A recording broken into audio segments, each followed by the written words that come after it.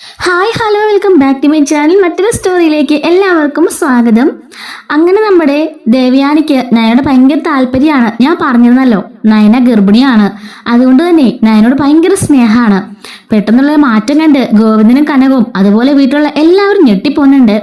നവ്യ സംശയിക്കുന്നുണ്ട്, ഇനി കാണിക്കുന്നതൊക്കെ കള്ളത്തരമാണോ, കുഞ്ഞിനെ കളയാൻ വേണ്ടി വല്ലോ ഈ ദേവയാനി എന്തെങ്കിലും പ്ലാൻ ചെയ്യുന്നതാണോ എന്ന് പോലും നമ്മുടെ നവ്യ സംശയിക്കുന്നുണ്ട്. അപ്പൊ ഇതിന്റെ കംപ്ലീറ്റ് വീഡിയോ നമ്മൾ കഴിഞ്ഞ 3-4 ദിവസം കൊണ്ട് അപ്ലോഡ് ചെയ്യുന്നുണ്ട്. കാണാത്തിരുന്ന് കണ്ടു നോക്കുകയാണെങ്കിൽ എന്താണ് സംഭവം എന്നൊക്കെ മനസ്സിലാവും കേട്ടോ. നമ്മൾ കണ്ടിന്യൂസ് ആയിട്ടാണ് ഇട്ട് പോന്നുകൊണ്ടിരിക്കുന്നത്.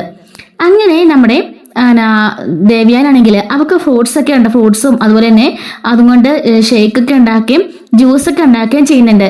നയനയെ മുറിന്ന് പുറത്തേക്ക് പോലും ഇറങ്ങാൻ സമ്മതിക്കുന്നില്ല കേട്ടോ. മുത്തശ്ശി ദേവിയോട് പറയുന്നുണ്ട്, എന്താണ് നിന്റെ മാറ്റം കണ്ടിട്ട് എനിക്ക് ഭയങ്കര അത്ഭുതമായി പോയി ദേവ്യാനി, ഇങ്ങനെയൊന്നും ഞാൻ കരുതിയില്ല. ദേവേനി പറയാണ്, അതോർക്കുമ്പം എനിക്ക് തന്നെ അത്ഭുതമാണുണ്ട്. ഒരു കുഞ്ഞ് നമ്മുടെ ജീവിതത്തിലേക്ക് വരുമ്പം ഒരുപാട് മാറ്റം ഉണ്ടാന്ന് പറഞ്ഞത് ശരിയാമേ. അവന്റെ കുഞ്ഞ് വരുന്നെന്ന് അറിഞ്ഞപ്പോ തന്നെ എനിക്ക് ഭയങ്കര സന്തോഷമായി.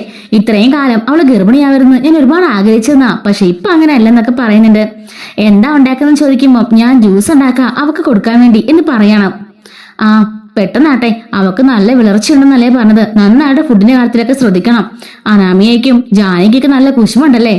അത് സാരയില്ലമ്മേ, അവളുടെ മരുമകളെ അവൾ സ്നേഹിക്കുന്നില്ലേ, അതുപോലെ എന്റെ മരുമകളെ ഞാനും സ്നേഹിക്കട്ടെ എന്നൊക്കെ പറഞ്ഞ് ദേവേനി പാചകമൊക്കെ ചെയ്തുകൊണ്ടിരിക്കുകയാണ്.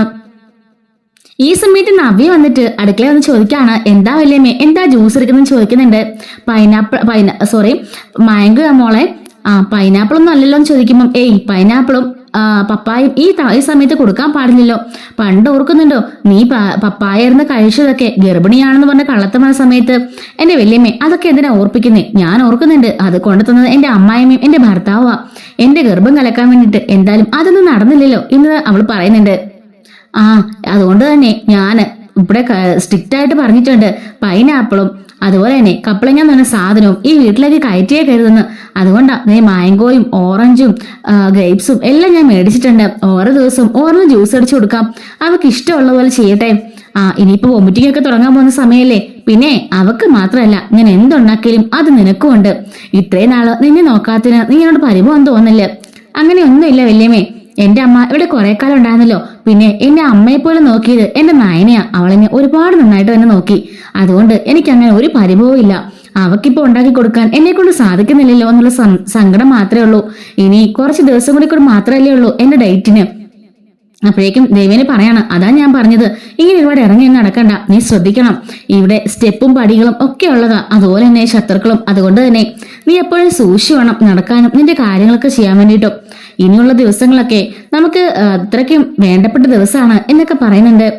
അങ്ങനെ ജ്യൂസ് ഉണ്ടാക്കിയതിന് ശേഷം മാംഗോ ജ്യൂസ് അവക്ക് കൊടുക്കുകയാണ് കേട്ടോ. ആദ്യം തന്നെ നവ്യക്ക് കൊടുക്കുകയാണ്, ഇന്നാ നീ കുടിക്കുമെന്നും പറഞ്ഞിട്ട്. അങ്ങനെ ഞാനിതുകൊണ്ട് നയനയ്ക്ക് കൊടുത്തിട്ട് വരാമെന്നും പറഞ്ഞിട്ട് ദേവയാനി ഈ ജ്യൂസും കൊണ്ട് മേളിലേക്ക് പോകുന്നുണ്ട്. നവ്യ മനസ്സിലോർക്കാണ്, എന്തായാലും അവളുടെ ഭാഗ്യ ഇങ്ങനെ ഒരു അമ്മായിമ്മനെ ഭർത്താവിനെയൊക്കെ കിട്ടിയത്. ഇതൊക്കെ എനിക്ക് കിട്ടേണ്ടതായിരുന്നു. എന്ത് പറയാനാ, എന്റെ ബുദ്ധിമോശവും എന്റെ അത്യാഗ്രഹം കാരണം സംഭവിച്ചു പോയതല്ല. സാരയില്ല, ഞാൻ കാരണം എന്റെ അനിയത്തിക്കെങ്കിലും നല്ലൊരു ജീവിതം കിട്ടിയാലോ, അത് മതി എന്നവളിങ്ങനെ ആശ്വസിക്കുന്നുണ്ട്. അങ്ങനെ ദേവേനെ നേരെ മുറിയിലേക്ക് പോകുന്നുണ്ട്. എന്നിട്ട് കൊണ്ട് അവൾക്ക് ജ്യൂസൊക്കെ കൊടുക്കുന്നുണ്ട് കേട്ടോ. എന്നിട്ട് ദേവേന് പറയണ ആദർശനോട്, അതെ എപ്പോഴും ഇവിടെ കയറി ഇരുന്നാലേ ഓഫീസിലെ കാര്യമൊക്കെ എന്താ ചെയ്യാ അമ്മേ, ഞാൻ ഇവിടുന്ന് വർക്ക് ചെയ്യുന്നുണ്ട്. അപ്പോഴേക്കും നയനെ പറയാണ്, ഞാൻ പറഞ്ഞതാ അമ്മേ ആദർശനോട് പൊക്കോളാൻ. ആദർശേട്ടൻ പോകുന്നില്ല, 3-4 ദിവസമായി ഇപ്പം ഓഫീസിലേക്ക് പോയിട്ട്. എടാ ജയേട്ടൻ പറഞ്ഞു നീ ഓഫീസിലേക്കൊന്നും വരുന്നില്ല, ഇപ്പോ പെണ്ണുമ്പിള്ളനെ കെട്ടിപ്പിടിച്ച് അവിടെ തന്നെ ഇരിപ്പാണ്. അങ്ങനെ കേൾപ്പിക്കണോടാ, അതുകൊണ്ട് മര്യാദയ്ക്ക് നാളത്തിട്ട് ഓഫീസിലേക്ക് പൊയ്ക്കോ. ഞാനുണ്ട് ഇവിടെ നയനയുടെ കാര്യം നോക്കാനായിട്ട്, മനസ്സിലായല്ലോ. അതുകൊണ്ട് എത്രയും പെട്ടെന്ന് ഇവിടുന്ന് പോയിക്കോണം. ഇടയ്ക്കിടയ്ക്ക് പിന്നെ ഫോം വിളിച്ച് അന്വേഷിക്കാലോ. പിന്നെ ചോറിനിറക്കി ആകുമ്പോൾ നീ ഇങ്ങ് പോരെ, ഞാൻ എല്ലാം ഉണ്ടാക്കി വെക്കാം. അപ്പൊ കുറച്ചു നേരം ഭാര്യ എടുത്ത് ചെയ്തിട്ട് പോകാലോ എന്നൊക്കെ പറയുന്നുണ്ട്. നീ അവിടെ ഇല്ലെങ്കിൽ ഓഫീസിലെ കാര്യമൊക്കെ എന്നിട്ട് നടക്കുമായിരിക്കും, എങ്കിലും നിന്റെ ഒരു മേൽനോട്ടം അവിടെ അത്യാവശ്യം, പ്രത്യേകിച്ച് അഭിയോടുള്ള സാഹചര്യത്തിൽ എന്ന് പറയുന്നുണ്ട്. ശരിയമ്മേ, ഞാൻ നാളെ തൊട്ട് പോയിക്കോളാം എന്ന് പറയുന്നുണ്ട്. നീ ഒന്നും ഓർത്ത് വിഷമിക്കണ്ട, ഞങ്ങൾ എല്ലാരും ഇവിടെ ഇല്ലേ. ആദർശ് പറയണ, അമ്മേ ആ ജാനകി ചെറിയമ്മയും അതുപോലെ തന്നെ അനാമിയയ്ക്കും ഇവളിപ്പോ ഗർഭിണിയാണെന്നും അത്രയ്ക്ക് പിടിക്കുന്നില്ല. അതുകൊണ്ട് തന്നെ എനിക്ക് നല്ലൊരു പേടിയുണ്ട് അവരെന്തെങ്കിലും ചെയ്തു കളയുമോന്ന്. അങ്ങനെയൊക്കെ ചെയ്യുമോ മോനെ, നീന്താ അങ്ങനെയൊക്കെ പറയുന്നേ? ചെറിയമ്മ ചെയ്യലായിരിക്കും, പക്ഷെ അനാമിക നിങ്ങൾ ഉദ്ദേശിക്കുന്ന ആളൊന്നുമല്ല. അനാമിക പക്കാ ഫ്രോഡാ, ഞാനത് എത്ര പറഞ്ഞാലും ആരും വിശ്വസിക്കാനും പോകുന്നില്ല എന്നൊക്കെ അവൻ പറയാണ്. അതൊക്കെ എന്തെങ്കിലും ആട്ടെ, മോള് ജ്യൂസ് കുടിക്കുമെന്നും പറഞ്ഞിട്ട് ജ്യൂസും കൊടുത്തതിന് ശേഷം അവിടുന്ന് ദേവയാനി പോകുന്നുണ്ട്. അങ്ങനെ ആദർശ് പറയണ, ഹോ എങ്കിലും എന്റെ അമ്മയുടെ ഒരു മാറ്റമല്ലേ, എന്ത് മാറ്റാ ഇത്. അങ്ങനെ നവ്യ അങ്ങോട്ടേക്ക് വരുന്നുണ്ട്. എന്നിട്ട് പറയാണ്, എടി എന്തായാലും എനിക്ക് ലക്കടിച്ചു. നിനക്കിപ്പോ വെക്കുന്ന കൂട്ടത്തില് എനിക്കിപ്പോ എല്ലാം ഉണ്ട്. നിനക്ക് എന്തൊക്കെ സ്പെഷ്യൽ ഉണ്ടാക്കിയോ അതെല്ലാം ഇപ്പൊ വല്യമ്മ എനിക്ക് ഉണ്ടാക്കി തരുന്നുണ്ട്. ആദർശ് പറയാണ്, എന്തായാലും അത് ലോട്ടറി അടിച്ചല്ലേ. അതെ ആദർശേട്ടാ, ഞാൻ ഓർക്കായിരുന്നു എന്റെ അന്നത്തെ ആക്രാന്തം കാരണം നയനയ്ക്ക് നല്ലൊരു ജീവിതമല്ലേ കിട്ടിയത്. നല്ലൊരു അമ്മായിയമ്മയും നല്ലൊരു ഭർത്താവിനെയും നല്ലൊരു വീടും എല്ലാം കിട്ടിയില്ലേ എന്നൊക്കെ ആലോചിക്കാണ്. ആദർശ് പറയുന്നുണ്ട്, നവ്യ നീ അങ്ങനെയൊന്നും കരുതണ്ട, എല്ലാം മാറി മറിയും.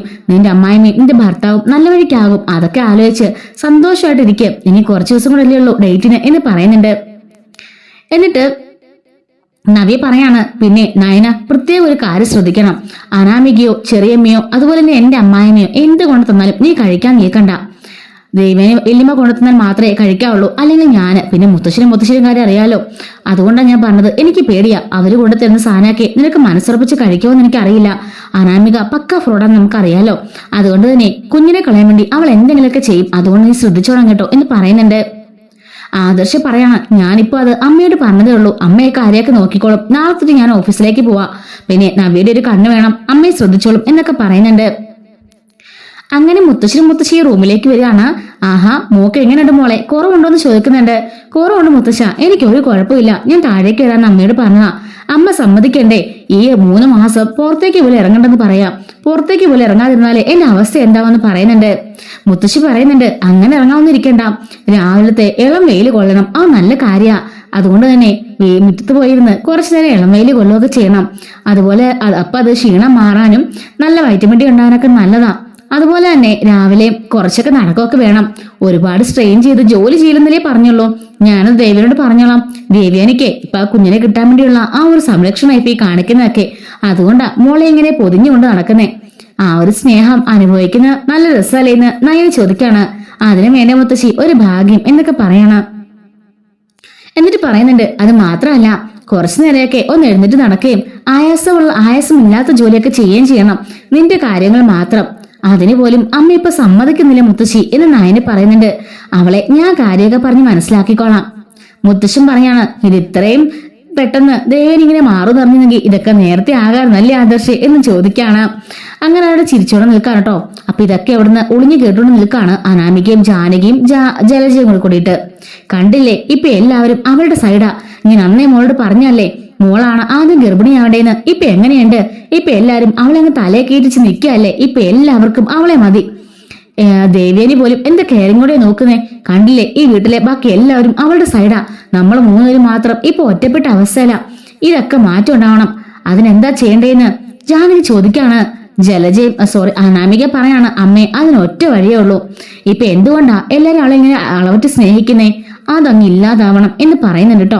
അങ്ങനെ അനാമിക ഇല്ലാതാവണം എന്ന് പറയുന്ന ആ ഒരു സീനോട് കൂടിയിട്ടാണ് ആ ഒരു ഇത് എൻഡിങ് ആവുന്നത്. അപ്പൊ ഇതിന്റെ ബാക്കി സ്റ്റോറി നമ്മൾ അടുത്തതിൽ അപ്ലോഡ് ചെയ്യുന്നതായിരിക്കും. മിസ്സാതിരിക്കാൻ ചാനൽ സബ്സ്ക്രൈബ് സപ്പോർട്ട് ചെയ്യണേ. Thanks for watching.